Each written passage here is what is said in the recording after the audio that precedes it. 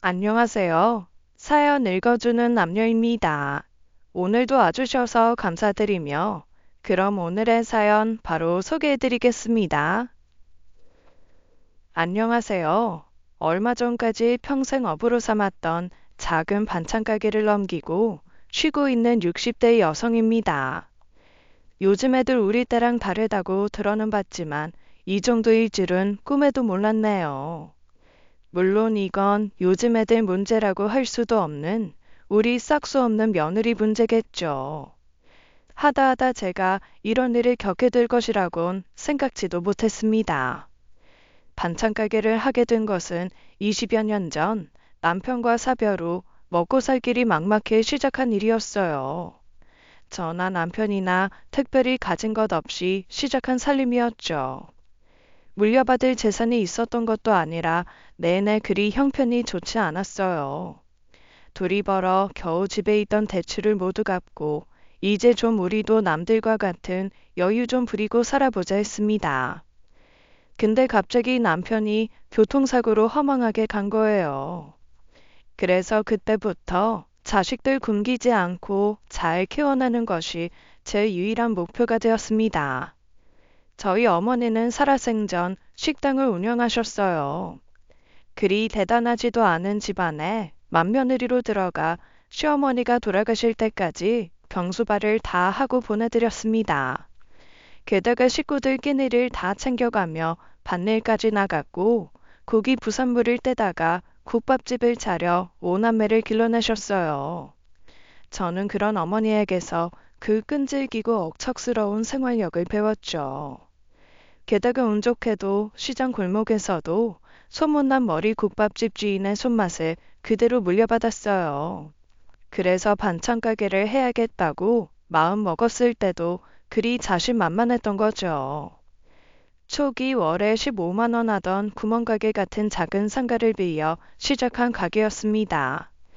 자식들 대학을 보내고 시집 장가까지 보냈으니 그렇게 억척스럽게 산 보람은 있었어요. 투자에 투자도 몰랐던 제가 운 좋게 얻은 작은 이득으로 제 앞으로 작은 상가도 하나 샀습니다. 남편이 그렇게 가고 정말 죽을 것만 같더니 어떻게든 살아는 지더라고요. 물론 처음에는 얼마나 힘들었겠습니까? 아이들이 막 사춘기에 접어든 시기여서 더 힘들었어요. 갑작스럽게 아버지를 잃고 변화된 환경 때문에 아들이 엇나갔었거든요. 그래서 싸움이다 가출이다 해서 학교로 허다하게 불려나갔죠. 어쨌거나 힘든 시간은 그렇게 보내고 시간이 흘러 아이들도 제 가정을 꾸렸으니 여생은 아이들에게 짐이 되지 않고 건강하게 살다 남편 따라가는 것이 남은 제 일이었어요. 마음 같아선 저희 어머니처럼 죽기 직전까지 제 일을 하고 싶었지만 해가 갈수록 몸이 마음을 따라주지 않더군요. 특히 몇 해 전부터 문제가 된 손목 때문에 화구에서 데친 나무를 싱크대로 갖다 옮기는 것조차 힘들어졌습니다. 이 일을 하다간 병원비만 더 나오겠구나 싶어 결국 큰 결단을 내려야 했죠. 일을 그만두고 쉬고 싶다는 결정을 애들은 기다렸다는 듯이 반겨주었어요.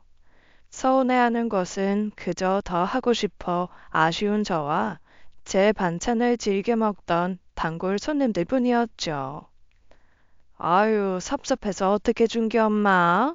나는 이제 어딜 가서 그 맛있는 겉절이 먹냔 말이야. 난 고향 생각날 때마다 준기 엄마한테 부탁해서 가자미 식혜를 사다 먹었는데 난 고향 맛도 생각이 안 나. 준기 엄마 가자미 식혜가 제일이라.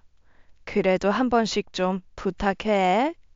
몇몇 단골 손님을 위해 가끔 즐겨 먹던 반찬을 해주거나 김장 때 손을 더하겠다는 아쉬운 약속을 하며 돌아왔죠. 평생을 해오던 업이라 그만둔 뒤 며칠은 기분이 요상하더라고요. 하루 종일 하는 일이라곤 푹 자고 일어나서 집안 청소하고 드라마도 보는 것이었어요. 그러다 심심하면 목욕탕에 가서 동네 지인들이랑 수다를 떨었죠. 그것도 하루 이틀이지 아무것도 안 하니 오히려 몸이 쑤시고 시간도 안 가고 심심하더라고요. 지인에게 그 이야기를 했더니 하루에 두세 시간만 자기 식당에서 알바를 해보면 어떻겠냐는 제안도 하더라고요. 그래서 넌지시 딸에게 이야기를 했더니 길길이 날뛰어서 그것도 쉽지는 않았습니다. 그게 무슨 말이야? 그럴 거면 차라리 반찬 가게 오후에 반짝 열고 말지. 뭐하러 남의 식당 가서 그 고생을 해? 그냥 서빙만 좀 도와주면 된대. 하도 혼자 있는 시간이 많아서 심심하고 그래서 그렇지. 엄마, 손목 아파서 그만둔 거 아니야? 서빙은 뭐 발로 해? 그분 삼겹살집 하시는 분이잖아. 그때 가서 보니까 그릇도 죄다 무거운 거 쓰시더만. 의사 선생님이 디스크 조심하라고 하셨는데 기억 안 나? 며칠 서빙하다 그냥 병원에 입원이라도 하게?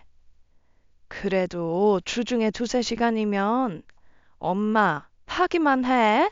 진짜 나 가만히 안 있어?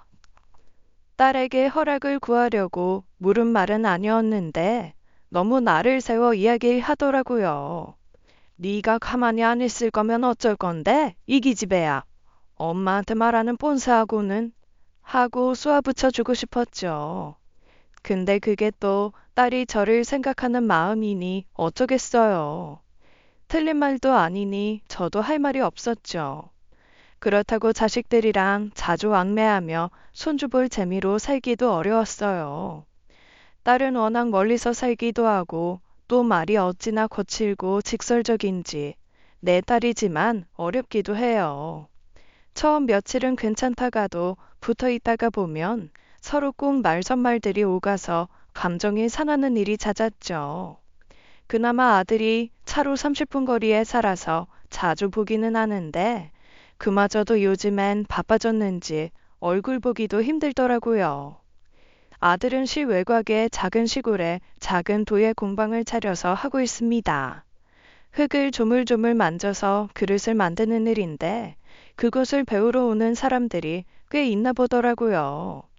제 아빠를 닮아 손재주가 뛰어나서 어렸을 때부터 꼼지락꼼지락 손가락을 움직이는 일을 잘했어요. 늘 도예 공방을 하고 싶다고 하더니 사회생활을 얼마간 하더니 돈을 모아 고향 근처의 시골에 자리를 잡은 겁니다. 크지는 않지만 공방 옆에 자기 집도 만들었는데 요즘 애들답게 참 아기자기 예쁜 집이더군요. 처음엔 그 시골에서 도자기 만들어 돈이나 되겠냐 걱정도 했었어요. 근데 요즘 사람들은 어떻게 그 시골까지 찾아오는지 걱정이 무색하게 잘 되고 있으니 얼마나 다행인지요. 주중이면 학교 체험 행사, 주말이면 개인 체험 예약으로 눈코 뜰 새 없이 바쁘더라고요. 그래서 괜히 바쁜 애들 귀찮게 할까봐 전화도 못하고 있었는데 갑자기 아들에게서 연락이 왔습니다. 기준아, 어쩐 일이냐? 이 시간에. 그냥 생각나서 해봤어. 이 지금 좀 한가하네. 엄마는 뭐해? 백수 할 만해? 뭐? 백수? 그래, 맞다. 내가 백수지. 처음엔 좀 할만하더니 요즘 좀이 좀 쑤시긴 하더라. 그럴 줄 알았어. 일도 쉬어본 사람이 쉰다고. 엄마 가게 할 때도 처음엔 주말도 없이 일했잖아. 그러다 누나가 하도 난리쳐서 일요일 그거 하루 쉬고. 그래도 앞으로는 익숙해져야지 어쩌겠어. 그렇지 뭐. 너는 밥은 잘 먹고? 일이 바빠서 대충 먹고 그러는 거 아니냐? 안 그래도 엄마 부탁할 게 있는데. 부탁? 뭔데? 아니, 혹시 나 그 오이 냉국 좀 만들어 줄 수 있어? 그게 갑자기 생각나네. 날도 덥고 그러니까 밥맛도 없는데 엄마가 만들어 주던 그 시원한 오이 냉국이 너무 생각나더라고. 오이 냉국? 그거 뭐 어렵다고. 은찬이 애미가 어렵다던? 엄마, 은찬이 엄마 요리 알잖아. 해줘도 그 맛 안 나. 에이, 그저 짜고 시고.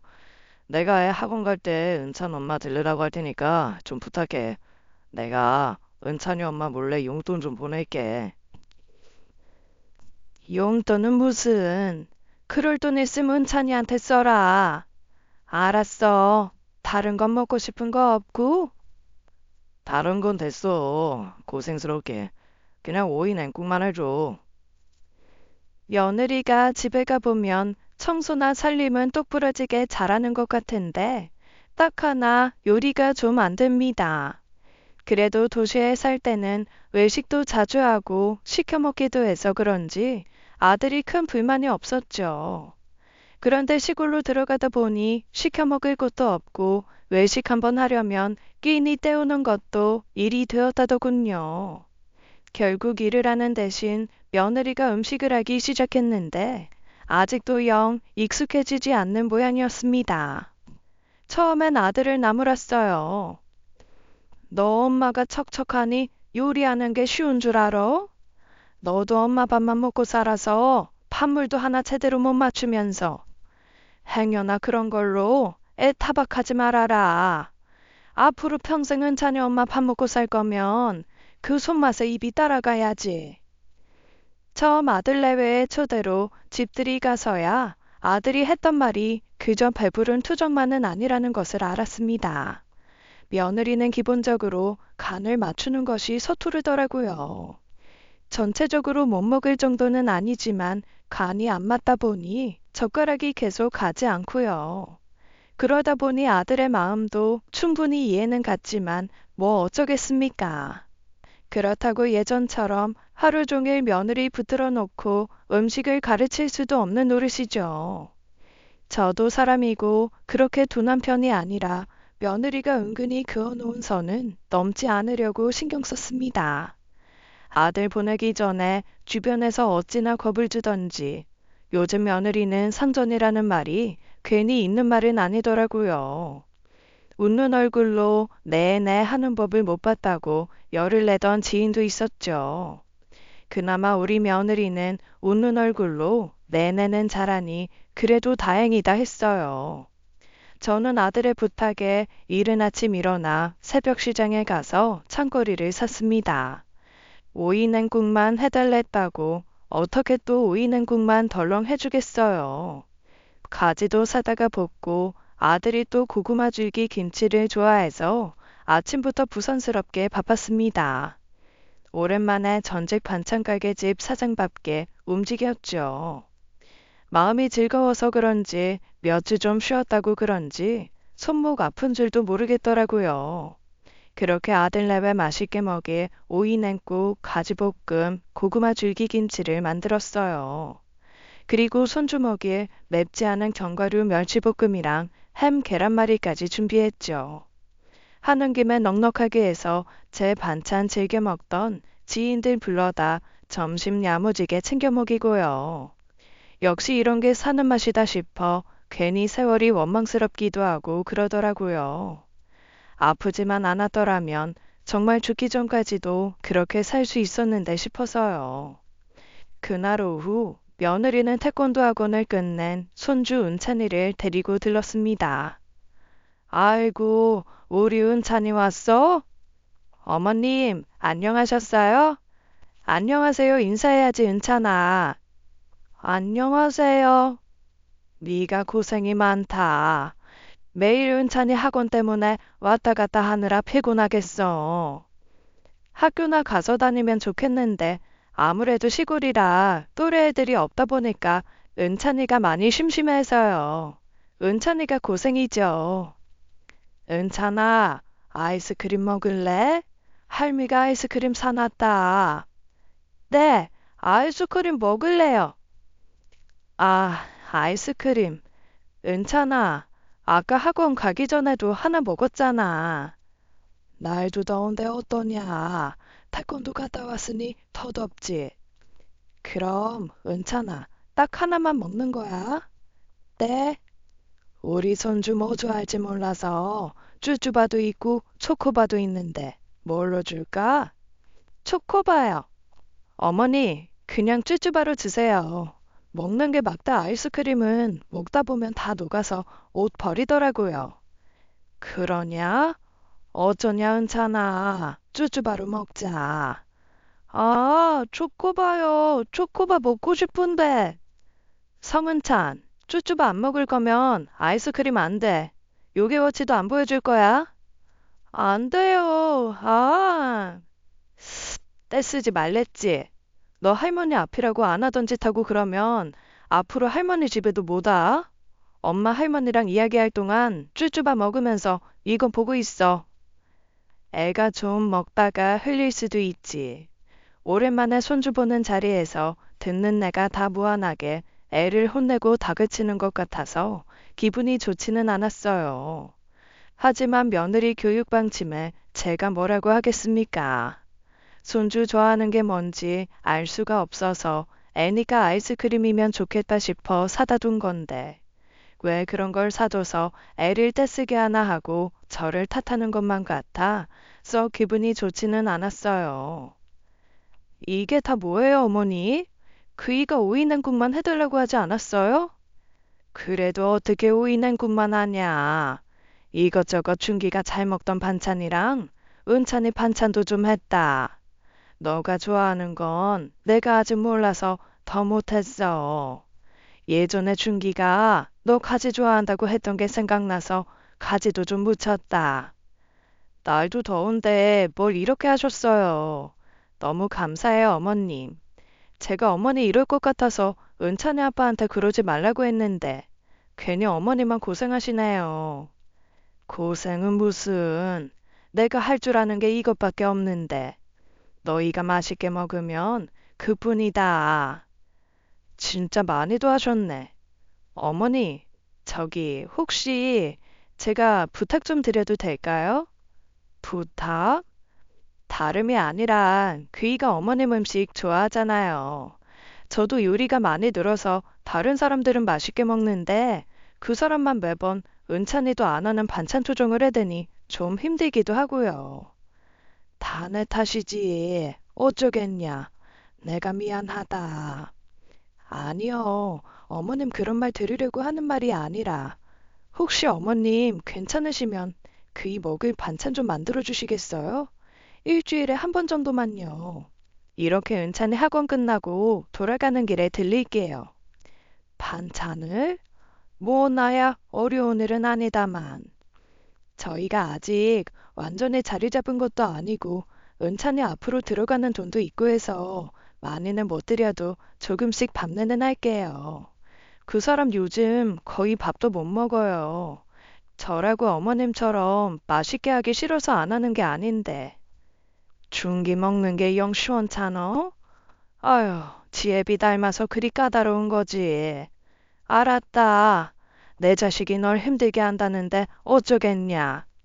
감사해요, 어머님. 그럼 제가 다음 주 수요일에 또 올게요.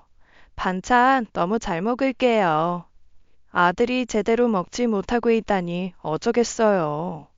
며느리가 노력하지 않는 것도 아니고 제 나름대로 이것저것 해보는데도 안 되는 거니 본인도 많이 속상했겠죠. 아마 그때 아들이 옆에 있었으면 등짝을 때려줬을 겁니다. 제가 음식을 잘하긴 해도 가끔 입에 안 맞을 때면 남편도 한마디씩 했는데 그게 그렇게 또 얼마나 얄미워요. 생각해서 만들어준 건데 가끔은 입에 안 맞으면 또 안 맞는 대로 먹을 수 있는 거 아닙니까? 여튼 며느리 입장도 이해는 가고 그래도 또 자식 일이라고 그저 아들 타박만 할 수도 없었죠. 제가 한 번씩 그렇게 해주면 며느리는 고생도 덜고 아들도 만족스러우면 모두가 좋은 것이겠거니 했습니다. 일주일에 한 번은 무리도 아니었고 무엇보다도 진짜 내 자식들 먹는다고 생각하니 그리 힘든 일도 아니었어요. 화요일에 미리 장을 받아가 만들어 놓고 수요일이 되면 며느리가 음식을 가져가는 것이 어느새 일상이 되었습니다. 가끔은 아들의 텃밭에서 키우는 호박 같은 농작물을 보내주기도 했는데 그럼 굳이 시장에 갈 필요도 없어 편했죠. 호박은 건새우 조금 넣고 볶아내든지 손주 먹기 좋게 계란물에 부쳐 먹으면 맛있잖아요. 아니면 된장찌개 자박자박 끓일 때 넣어도 참 맛있죠. 깻잎은 많기도 많아서 내내 두고 먹을 수 있는 김치나 쩌나찌를 만들어다 주면 입맛 없을 때 별미고요. 내내 집에서 고장난 기계처럼 앉아만 있다가 그렇게 뭐라도 할 일이 생기니 뿌듯하기도 해서 좋더라고요. 혼자다 보니 나 먹으려고 했다면 그렇게 부선스럽게 움직이지는 못했겠죠. 아들 내외 먹이려고 이것저것 반찬을 하다 제목도 챙겨놓으니 저도 더 잘 먹게 되더라고요. 그저 못마땅한 건 멀리서 사는 딸뿐이었습니다. 아니, 뭘 하길래 전화 온 줄도 모르고 있었어? 아, 죽순 좀 사다가 데치고 있었어. 죽순나물 좀 해다 보내려고. 보내? 또 엄마 어디 단골들이 부탁하는 반찬 고지고대로 다 해다 주고 있어?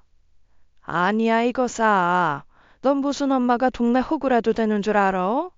준기 내주려고. 내일 가지러 오는 날이라. 준기?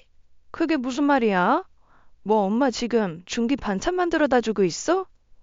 그것도 안 되냐? 너도 은차남이 알잖아. 공방에 손님이 많아서 바쁜데 밥도 제대로 못 먹고 있다더라. 아니, 결혼했으면 지 마누라나 고생시키면 그만이지. 아파서 쉬고 있는 엄마를 부려먹을 건 또 뭐야?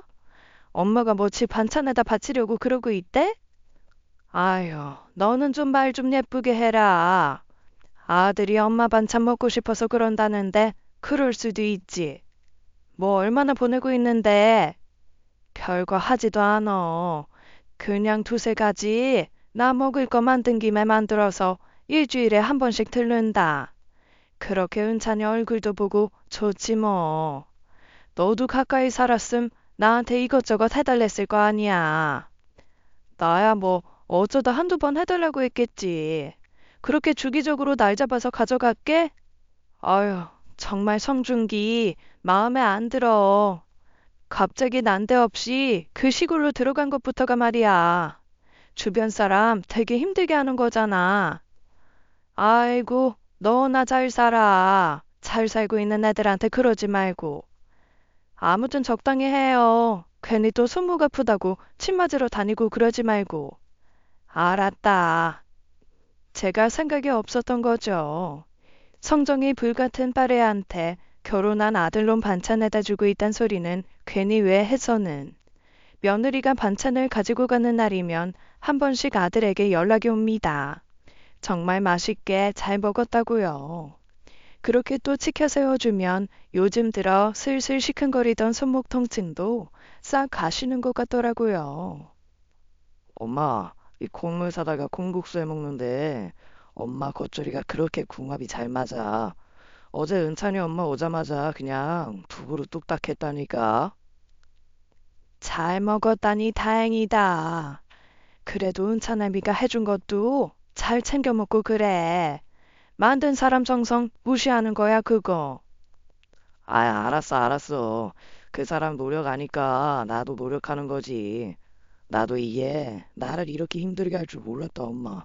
이게 다 엄마 탓이야. 엄마가 솜씨가 너무 좋아서. 비행기 태우지 말고 먹고 싶은 거 있으면 말해. 미리 만들어 둘 테니까. 제가요, 이 나이 먹고 칭찬받을 곳이 어디 있겠습니까? 아들의 말은 여생은 이 기쁨으로나 살아야겠다 싶을 만큼 뿌듯한 일이죠. 내가 만든 음식을 그저 맛있게 먹어주는 것이 얼마나 기쁜 일인지 다들 아시죠? 그런데 생각지도 못하게 그게 점점 저에게 좀 힘에 부치는 일이 되기 시작한 겁니다. 반찬을 가지러 온 며느리가 넌지시 또 부탁하는 거예요. 뭐? 일주일에 두 번? 그게 그리 적지도 않은 양이라 일주일이면 넉넉히 먹을 텐데. 그이가 삼시세끼를 전부 집에서만 먹잖아요.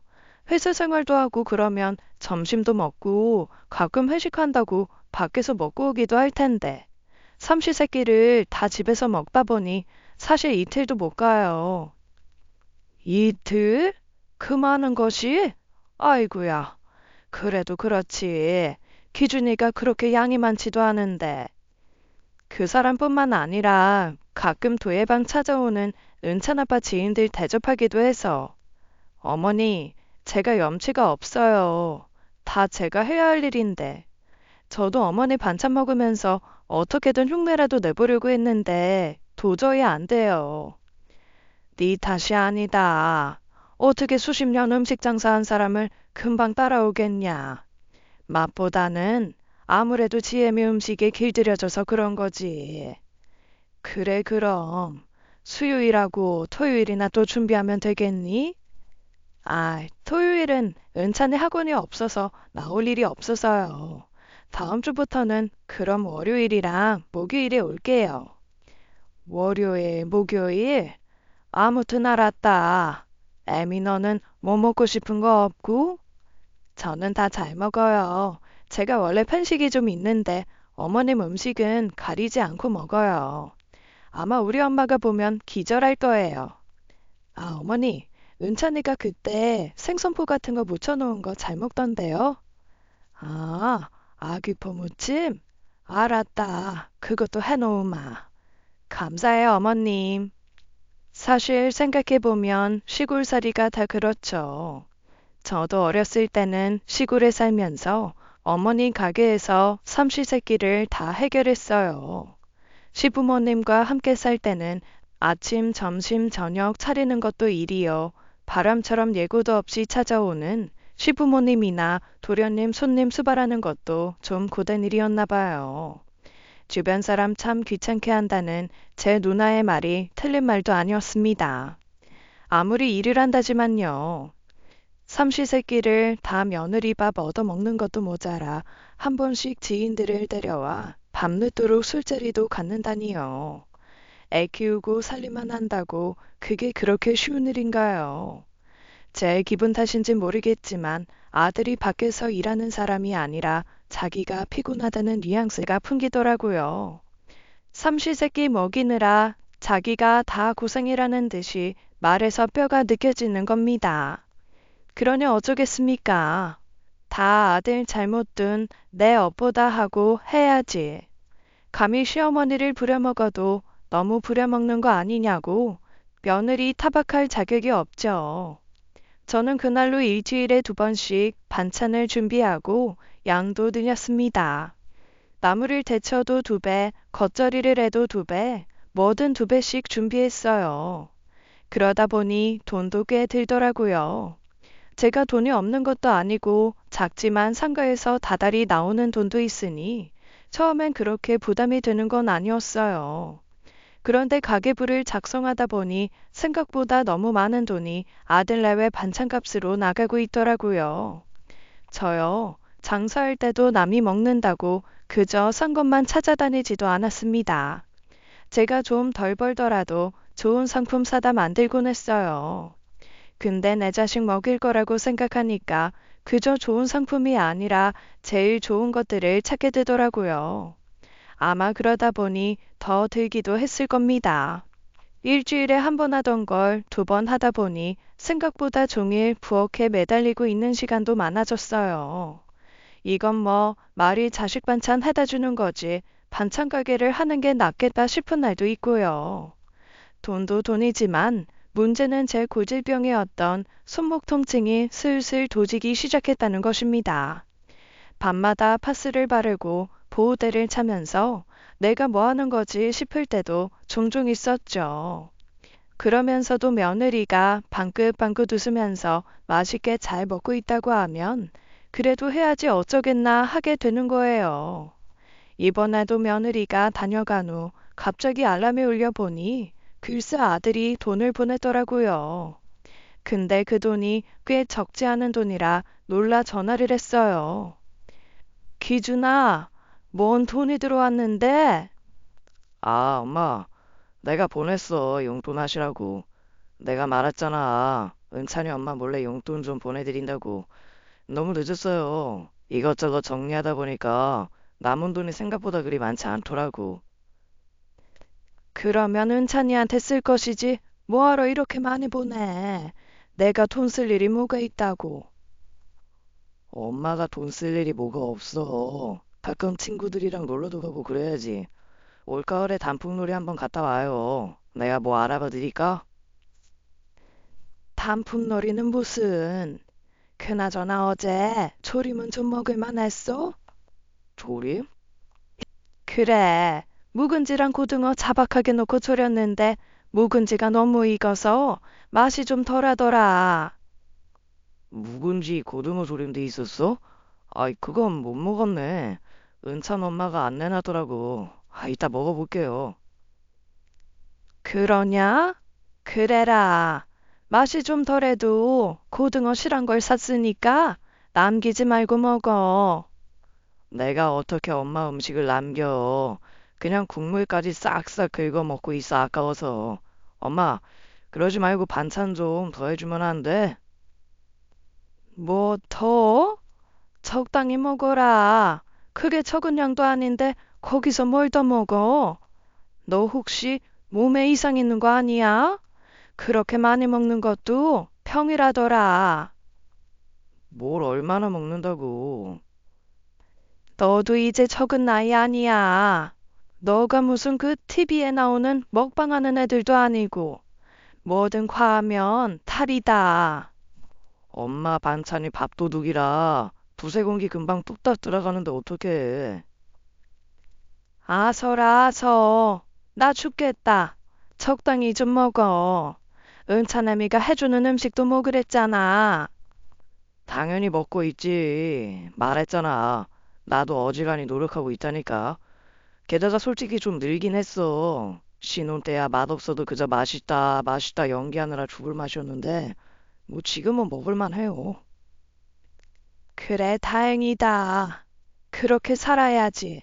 내가 언제 가지고 있는 게 아닌데, 엄마 음식만 찾지 말고. 무슨 또 그런 말을 해. 엄마가 힘들다니 어쩔 수 없지.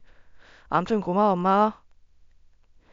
아들이 그렇게 말해주니 어지간하면 부지런히 해댔겠지만 저도 슬슬 한계가 느껴졌습니다. 그런데 여기서 더하라니요. 아무리 해도 이건 너무 과하지 않습니까? 딸한테는 한 소리 들을까봐 두세 가지라고 했지만 매번 대여섯 가지씩 김치통에다 반찬을 해다 줬어요. 장조림이나 조림, 국 같은 것도 얼려뒀다 해동해서 먹기 좋게 한 그릇 해줬죠. 김치통 하나를 해놓으면 여름 내내 먹던 물김치도요. 근 세 달 사이에 5번은 했을 겁니다. 마음이야 10번도 해다 줬겠지만 저도 제 몸을 생각해야죠. 자식들에게 짐이 되지 않겠다는 스스로와의 약속을 지켜야 하니까요. 그 이상을 하는 것은 어려웠지만 며느리와 약속한 만큼은 했습니다. 그러던 어느 날 서산에 사는 오랜 친구로부터 연락이 왔습니다. 오랜만에 생각이 나서 연락했다고 그동안 잘 지냈냐면서요. 고향이 같은데 각기 다른 지역으로 시집을 가면서 헤어진 어린 시절 친구였어요. 시집간 후에 몇 번 만났지만 각자 애 키우랴 시부모 모시랴 먹고 사느라 마지막 만남이 언제인지 까마득했습니다. 친구는 아픈 시어머니를 모시고 있는 터라 우리 애들 결혼식에 모두 오지 못했어요. 저 역시 반찬 가게 하루 쉬면 죽는 줄 알았던 때라 그 친구 자식들 결혼식에 참석도 못했습니다. 오랜만에 회포를 풀면서 이야기를 나눴는데 친구가 걔를 보내주겠다고 하더라고요. 제가 어렸을 때 진짜 좋아했던 게 꽃게찜이었어요. 하지만 고향이 산간지방이라 개를 보기 어려웠죠. 게다가 워낙 꽃게가 귀하다 보니 사오더라도 제 몫이라곤 살 없는 다리 몇 개뿐이었어요. 그래서 친구를 만나러 서산에 갔을 때 친구가 어디 원 없이 먹어보라며 실컷 먹여줬던 기억이 있습니다. 그때 원숙이 네가 개를 어찌나 잘 먹던지 그 뒤로 꽃게찜만 보면 괜히 네 생각이 한 번씩 나더라. 주소는 그때 그대로지? 내가 좋은 걸로만 골라서 보내줄게. 아무도 주지 말고 너가 다 먹어. 아유, 귀한 걸. 고맙다. 잘 먹을게. 언제 한번 내가 서산 내려갈게. 우리 가을에 단풍놀이 나갈까? 그럼 좋겠다, 원수가. 요즘엔 나도 힘이 붙여서 남편이랑 단판 했잖아. 그래서 일주일에 2번은 간병인 쓰고 있어. 우리 같이 단풍놀이 가자. 친구는 알이 꽉 찬 암캐를 한 박스나 보내주었습니다. 요즘엔 어딜 가든 신선한 게를 먹을 수 있겠지만 친구가 제일 생각해서 보내준 게인데 비교나 되겠어요. 저는 친구 말대로 2마리는 찜통에 쪄서 먹고 남은 것은 죄다 게장을 담갔어요. 아들이 또 간장게장 귀신입니다. 생각해보니 예전에 며느리가 양념게장을 맛있게 먹었던 게 생각났죠. 잘 됐다 싶어 간장 반 양념 반으로 만들어 김치통을 또 채우는데 맛있게 먹을 생각을 하니 가슴이 두근거리더라고요. 문제는 오늘은 집에 들르기가 어렵다는 것이었습니다. 주말에는 애 학원이 없어 나오기 힘들다고 했으니까요. 어차피 게장은 뒀다 먹어도 되지만 냉장고가 워낙 꽉 차기도 해서 게장을 담은 김치통을 보관할 공간도 부족했고요. 그래서 저는 아들에게 전화했습니다. 기준아, 게 좋은 게 들어와서 엄마가 게장 좀 했는데.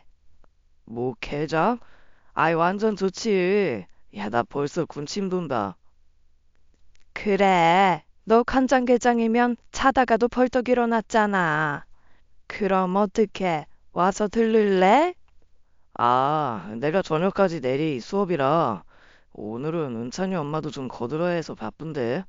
아이, 그러지 말고 엄마 택시 타고 와. 그리고 왔다가 하룻밤 자고 내일 내가 집으로 모셔다 드릴게. 아유, 뭐 그렇게까지 하니.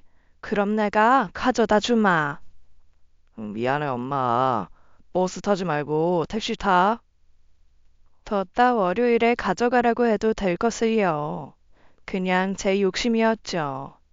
아무래도 아들이 게장 보고 맛있게 먹을 것만 생각하다 보니 그저 빨리 먹이고 싶은 마음에 조급했던 것 같습니다. 지금 생각해보면 그게 저를 살렸던 거죠. 괜히 제 욕심에 며느리 귀찮게 할 필요도 없고 간 김에 오랜만에 아들 집에도 가보고 손주 얼굴도 오래 볼 생각을 하니 신이 나기도 했습니다. 아들 집까지는 차로는 30분이지만 버스를 타면 한 번 갈아타고 1시간 20분 정도가 걸렸어요. 아들은 택시를 타라고 했지만 어디 택시비가 한두 푼도 아니고 버스가 가는데 굳이 택시를 탈 필요도 없었죠. 무게가 있다 보니 조금 힘에 부치기는 했어도 발걸음이야 가볍기만 했습니다. 어느새 가을이 오려는지 선선한 바람에 어쩐지 나들이를 가는 것 같기도 하더라고요. 누가 가져가는 것도 아닌데 귀한 것이라도 되는 양 무릎에 올려놓은 게장을 보니 그저 뿌듯하기만 했습니다. 아들이 사는 마을버스 정류장에서 내려 아들 집까지는 15분 정도가 걸립니다. 오랜만에 가을 냄새 물씬 풍기는 시골길을 걷다 보니 일일 쉬고 이렇게 사는 것도 나쁘지 않구나 싶더라고요. 그런데 길을 가다가 뭘 열심히 먹고 있는 개를 본 겁니다. 보니 호박전이랑 두부조림이었어요. 요즘에도 고수레하는 사람이 있나 싶다가 시골이라 그런지 남은 반찬을 동네 개한테 주나 싶더라고요. 그래도 그렇지 영 멀쩡한 반찬 같은데 개를 주나 싶기도 하고 먹지 못해 상해서 줬나 하는데 또 상한 걸 먹어도 되나 싶더라고요. 그러고서 별 생각 없이 또 지나가는데 또 저기 구석에서 한 개가 머리를 쳐박고 뭘 먹고 있는 겁니다. 그래서 요즘은 시골에서도 사료를 먹인다더니 이 마을은 음식물 처리를 이렇게 하나보다 했어요. 근데 순간 뭔가 이상한 겁니다. 그 개가 호박전과 닭을 먹고 있었는데 그 닭을 보자마자 저는 심장이 쿵 하고 떨어지는 것 같았어요. 바로 제가 며느리에게 손주 몫으로 만들어 보낸 간장 찜닭이 틀림없었습니다. 제가 그렇게 확신했던 것은 손주 몫으로 만들다 보니 간장 찜닭이 여느 다른 찜닭과는 좀 달랐는데요. 손주가 당근을 안 먹는데 별 모양으로 하면 당근을 먹을까 싶어 당근을 일일이 별 모양으로 깎아 넣었거든요. 어설픈 솜씨로 뾰족한 귀를 5개나 만들어야 해서 손이 많이 가는 일이었어요. 그래도 손주가 별 모양 당근이라고 재밌어 할 것을 생각하며 즐겁게 만들어 넣은 겁니다. 물론 누군가도 별 모양으로 당근을 깎아 넣을 수 있었겠죠. 하지만 하나하나 제가 깎아 만든 것이다 보니 그 당근이 제가 만든 것이 분명하다는 확신을 할 수 있었던 겁니다. 소스라치게 놀라 제 몫을 뺏길까 경계하는 개를 피해 걸음을 옮기는데 너무 혼란스럽더라고요. 가져간 반찬에 무슨 이상이 있었던 건가? 며느리에게는 별 말이 없었고 잘 먹었다는 문자 메시지도 받았는데 왜 손도 안 댄 찜닭을 마을 개가 먹고 있을까? 그렇게 좀처럼 진정이 되지 않는 마음을 애써 가라앉히며 가는데 저기 며느리가 보이는 겁니다. 조금 전 일도 있고 해서 반갑게 부를 마음이 들지 않아 천천히 다가갔죠. 그런데 주변으로 동네 개 2마리가 모여들어 며느리가 주는 음식을 받아 먹고 있더라고요. 그리고 저는 며느리 손에 든 것이 어제 제가 며느리에게 들려보낸 제 반찬통이라는 것을 알았습니다. 며느리는 남은 간장찜밥과 애호박전, 고등어 구이를 던져놨더라고요. 제가 다가가 아는 체를 하니 며느리는 정말 소스라치게 놀라며 어쩔 줄을 몰라 했습니다. 은차남이야. 어머니, 그거 어제 가져간 반찬 아니냐? 네? 아니, 그게 날이 아직 더워서요. 제가 바로 냉장고에 넣어 놨어야 하는데 식탁에 놓고 깜빡해서 그런지. 저는 며느리가 어설프게 하는 변명을 듣고 싶지 않았습니다. 그래서 들고 있던 반찬통을 빼앗은 뒤 그 안에 남은 호박전과 고등어 구이를 집어먹었죠. 날씨 핑계를 대기엔 호박전과 고등어 구이가 모두 맛만 좋았어요. 저는 차라리 며느리 말대로 음식이 쉬었길 바랐을지도 모릅니다. 그럼 쉰 음식 개나 주더라도 그렇게 기분이 상하지는 않았겠죠. 하지만 며느리가 마을 개한테 주던 제 음식들은 죄다 말짱한 것들이었습니다. 먹어봐라. 너도 입이 있고 혀가 있으면 맛을 느낄 수 있을 거 아니냐. 어머니, 내 혀가 이상한 거냐? 나는 아무리 먹어도 쉰 것 같지는 않은데. 어머니, 잘못했습니다. 제가 잘못했어요. 이게 대체 어떻게 된 일이야? 그게, 기준이 그게 부족하다고 한 이유가 있었어. 아무래도 이상하다 싶었다 내가. 그게 보통 양이 아닌데 그걸 이틀 만에 먹었다. 하루 만에 먹어버렸다. 말이 안 된다 했어. 대체 뭐가 문제야? 왜 그런 거냔 말이야. 그게 실은 화가 나서 그랬어요. 화가 나? 뭐가? 이 늙은 시애미가 바리바리 반찬에다 주는 게 말이냐? 아니요. 그게 아니라 은찬 아빠가 자꾸 제 요리만 보면 어머니랑 비교하고 힘들게 음식 만들어놔도 손도 안 대고 무시하는 날도 있었어요. 오이 냉국 해달라길래 저는 좋아하는 것도 아니고 제대로 먹어본 적도 없어서 유튜브 보고 나름대로 애써 만들어놨는데 시고 짜기만 하다고 한 숟갈 먹고 눈길도 안 주고요. 그래서 내가 만든 음식을 버렸다는 거야? 어머니한테 음식 해달라고 한다길래 솔직히 저요. 자존심도 상하고 어머니가 오죽했으면 자기 아내가 한 음식을 못 먹고 자기한테 시킬까? 저를 어떻게 생각하실까? 그런 걱정도 있는데 그런 건 은찬 아빠가 생각도 안 해주니까요. 그렇게 무리하게 음식 해달라고 말씀드리면 어머님도 힘드시니까 그만하시겠다고 할 것 같았어요. 그러면 해준 음식은 제대로 먹기라도 하지. 내가 채플에 나가 떨어지더라도 말이다. 그 사람이 제가 해준 밥은 먹는 둥 마는 둥 하면서 어머님 음식에는 2그릇 3그릇 먹는 게 너무 얄미워서. 죄송해요 어머님. 제가 잘못한 거 알아요. 그러니까 제발 은찬 아빠한테만 말씀하지 말아주세요. 며느리는 울면서 아들에게만 말하지 말아달라고 제 팔을 붙들고 간곡히 말을 하더라고요. 저는 할 말이 없었습니다. 아들이 며느리 음식에 타박하고 투정을 부릴 거라는 것도 그로 인해 며느리가 속이 상했으리라는 것도 알고 있었고요. 그래도 이건 아니지 않습니까? 아무리 화가 나고 속이 상해도 말입니다. 몇 달 동안 시어미 갖은 고생이란 고생은 다 시켜놓고 음식은 음식대로 다 갖다 버렸다니 말이에요. 그동안 얼마나 갖다 버렸냐? 다 버린 건 아니에요. 정말 그이도 먹고 저도 먹고 은찬이도 먹었어요. 어제 가져간 음식을 이만큼이나 버려놓고도 그렇게 말할 수 있는 거냐?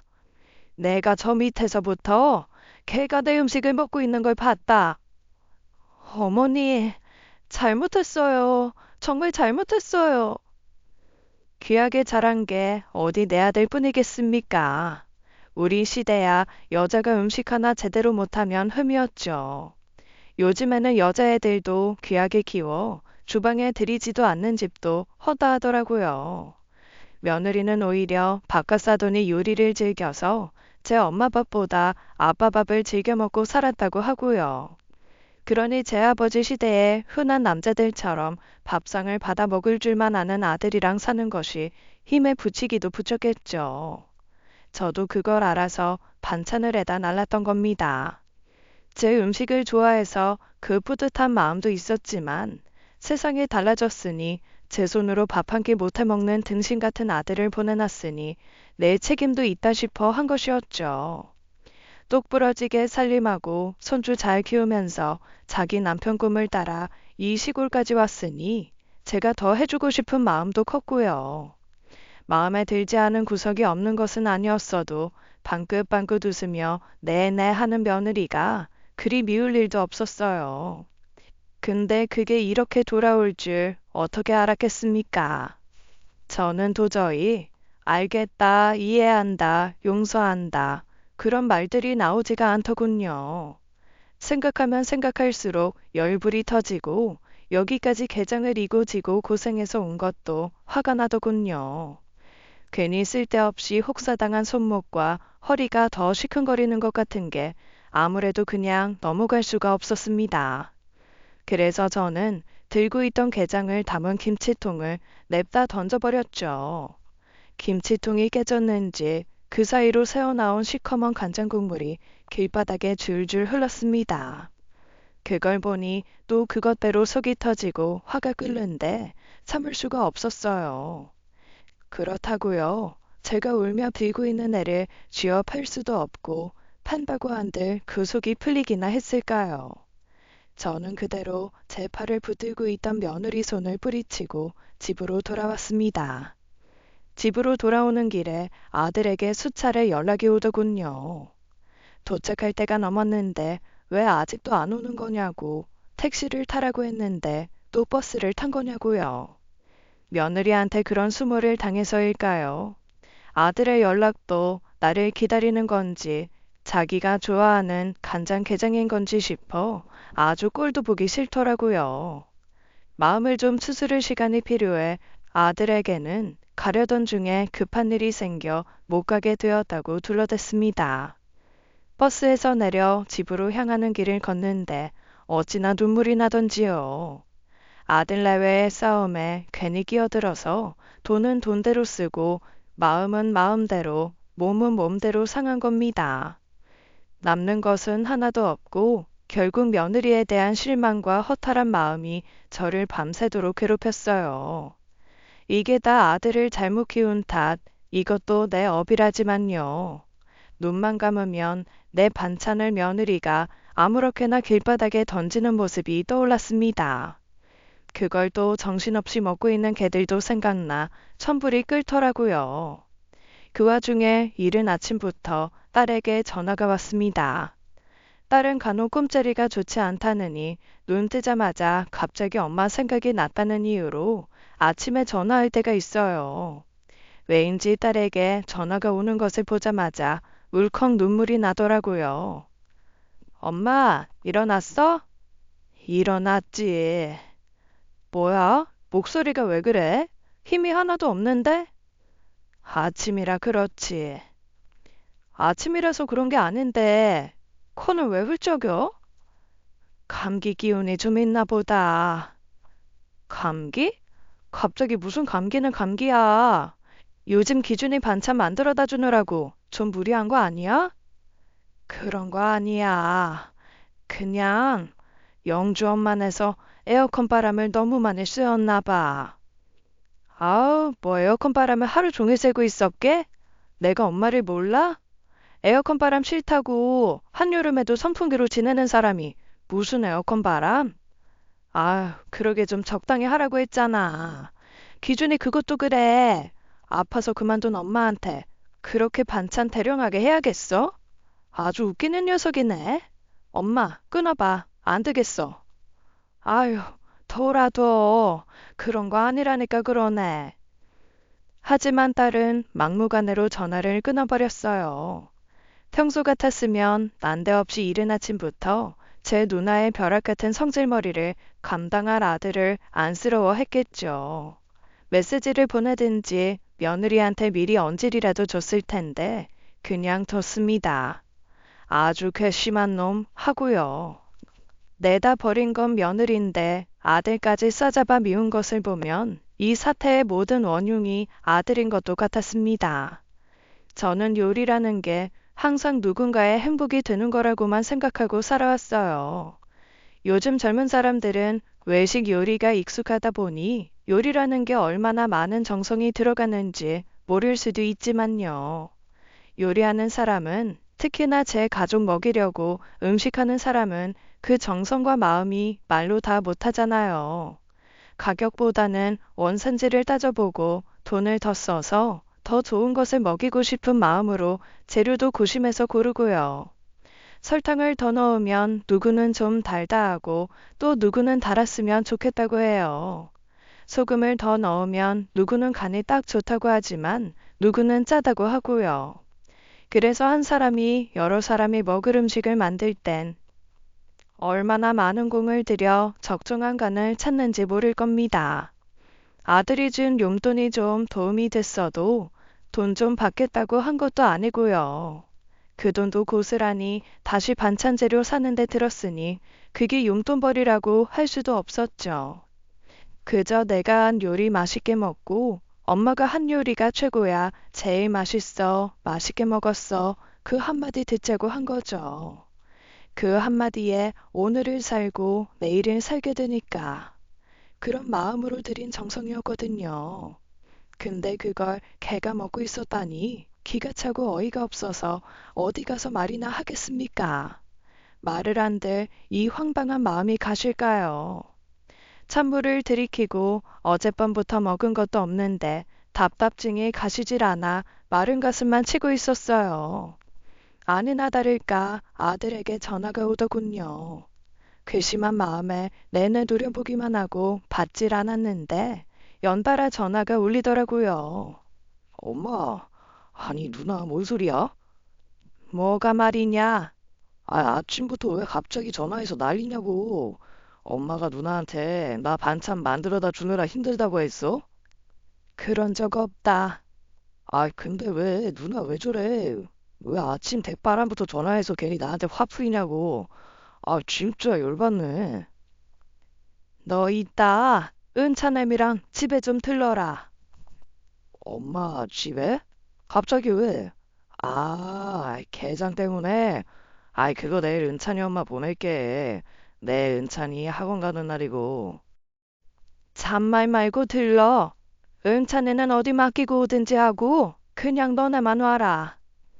일단 대책도 없이 그렇게 말하고 끊었습니다. 뭘 할 작정은 아니었고 도저히 그냥 넘어가긴 힘들 것 같아 아들 내외를 앉혀두고 말할 생각이었어요. 근데 어차피 오면 며느리는 내가 죄인이요 하고 울기나 하겠죠. 아들은 모르는 일 같으니 화가 나겠지만 내 마음이 어떨지 그 아이들이 알기나 알까요. 그래서 저는 아들 내외가 올 때쯤에 맞춰 냉장고에 있는 음식들을 죄다 꺼냈습니다. 다 아들 내외 먹이려고 만들면서 제 몫으로 남겨둔 반찬들이죠. 저는 그것들을 김치 다라이에 전부 집어넣고 죄다 섞어두었습니다. 호박전, 두부조림, 머위대 나물에 지난번에 만들어 놓은 부추김치와 열무 물김치도 죄다 쏟아부었어요. 아주 볼만하게 섞인 음식들을 보니 또 눈물이 쏟아지더라고요. 게장도 다 쏟아버릴까 하다가 네 생각이 났다는 친구의 말이 생각나서 차마 그러지 못했죠. 어제 며느리한테 집어 던지고 온 그 게장은 어쨌을까요? 그 짜고 매운 것은 걔도 못 먹을 텐데 아들에게 숨기려고 또 어디 근처 땅에 갖다 파묻기나 했겠죠. 그렇게 한참을 울고 추스르고 나니 신기하게도 펄펄 끓던 천불이 가라앉더라고요. 아들은 이상하다고 생각했는지 생각했던 것보다 빨리 왔습니다. 거실 한가운데에 떡하니 놓인 다라이와 그것을 말없이 쳐다보고 앉은 저를 의아하게 쳐다보았어요. 엄마, 이게 다 뭐야? 아이, 뭐 하는 거야? 멀쩡한 반찬을 왜 죄다 섞어 놓고? 아가, 네가 말해봐라. 어머니, 사태가 그 지경까지 됐는데도 며느리는 제발 봐달라는 듯이 그렇게 읍소를 하더라고요. 그렇게 겁이 날 행동인 것을 알면서도 어떻게 그렇게까지 할 수 있었는지 더는 묻고 싶지도 않았습니다. 어제 했던 말을 또 했겠죠. 저는 미리 꺼내놓은 가계부를 아들에게 건넸습니다.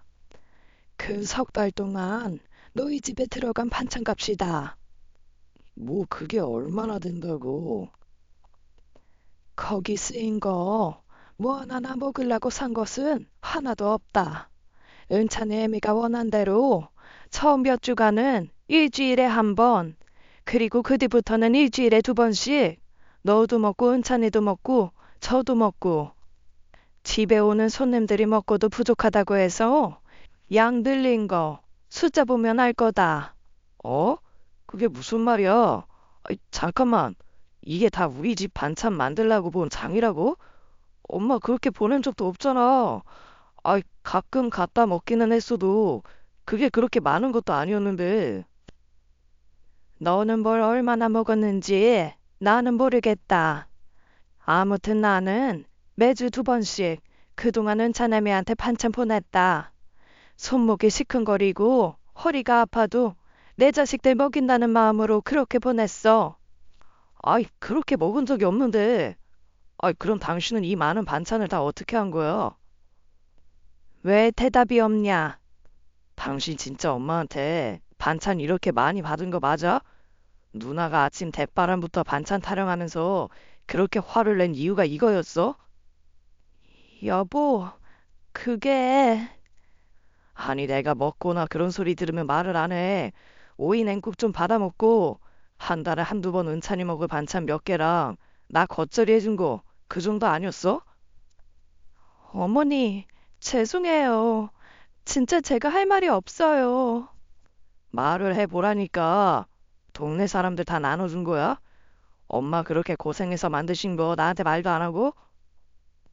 동네 사람들이나 먹었으면 나도 이렇게 억울하진 않겠다. 그럼 그걸 누가 먹었어? 여보, 누가 먹었냐니까. 어머니, 어제도 그렇게 죄송하다고 했잖아요. 꼭 이렇게까지 하셔야겠어요? 앞으로 안 보고 사실 것도 아니고, 어머니가 이렇게까지 하시면 제가 기준 씨랑 어떻게 살아요? 뭐? 참, 입이 10개라도 할 말이 없을 줄 알았는데, 끝까지 너만 생각하는구나. 기준아, 이게 뭐 같냐? 뭐 같냐니. 아이, 죄다 그냥 섞어 놓은 거지. 이 케밥도 아니고 이게 뭐야.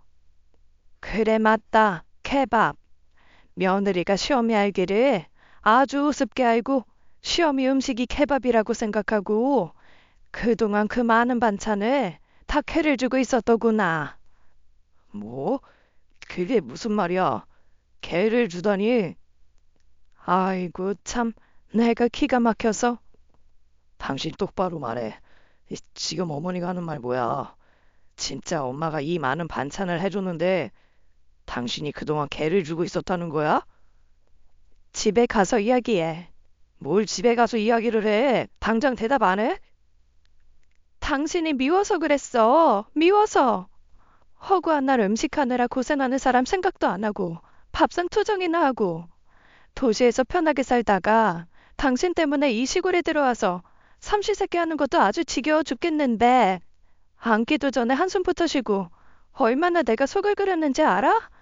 그래서, 그래서 지금 엄마한테 음식 해달래서 개 줬다는 거야? 지금 그게 무슨 말이야? 어휴, 조용히 해. 시끄럽다. 싸우려거든. 나가서 싸워라. 어찌됐든 간에 나는 이제 니들 꼴도 보기 싫다. 기준이 네가 은찬이 애미랑 같이 살든 이혼을 하든 나는 앞으로 쟤 못 본다. 엄마, 그건 또 무슨 말이야? 못 알아들어? 나 이제 너네 안 보고 살고 싶단 말이야. 너나 은찬이 애미나 똑같아. 앞으로 나는 너네한테 줄 것도 받을 것도 없어. 뭘 기대도 하지 말고 해견아 내가 죽는다고 해서 뭐가 남을 거라는 기대도 말아라. 나가라. 그렇게 아들 내외를 불이 나게 쫓아냈습니다. 그 뒤로 수도 없이 아들에게 며느리에게 연락이 왔죠. 아들이 며느리한테 제게 진심으로 사과하지 않으면 이혼하겠다 엄포를 놓은 모양이더라고요. 며느리가 허구한 날 문자 메시지를 보내는데 저는 왜 그게 사과처럼 느껴지지 않고 변명처럼만 느껴지는지요. 누가 그러더군요. 어른이면 애들 사과를 받아줄 줄도 알아야 한다고요. 며느리가 다시 그런 행동을 할 거라고 생각하지는 않습니다. 어찌 또 그러겠습니까마는 저는 그 행동이 그리 쉽게 잊혀지지는 않을 것 같아요. 마음이 풀리지도 않았는데 꾸역꾸역 그 마음 눌러가면서 그 얼굴들을 볼 자신이 없어요. 그게 어른스럽지 못하다고 한다면 저는 그냥 어른 안 하렵니다. 언젠가는 풀어질 마음이겠지만 풀리지도 않았는데 그 애들을 위해서 풀고 싶지는 않다는 겁니다. 저들이 진심으로 잘못했다고 생각하면 기다리겠죠. 그게 2년이든 2년이든 말입니다. 참 자식이 뭔지 평생을 바쳐 오로지 애들 키우는데 나를 갈아 쓴 것 같은데 자식처럼 어려운 게 없네요. 여전히 뭘 먹지도 않았는데 얹힌 듯 그렇게 답답합니다. 이 마음 알아줄 사람이 친구밖에 없는 것 같아 말로만 한번 보자 보자 말만 했던 서산 친구나 만나러 가보려 합니다. 친구를 만나 너도 그랬냐, 너도 그렇게 자식 키우는 게 어렵든 하고 이야기를 나누다 보면 좀 나아질는지요. 제 긴 이야기 들어주셔서 감사합니다. 지금까지 사연 읽어주는 남녀였습니다.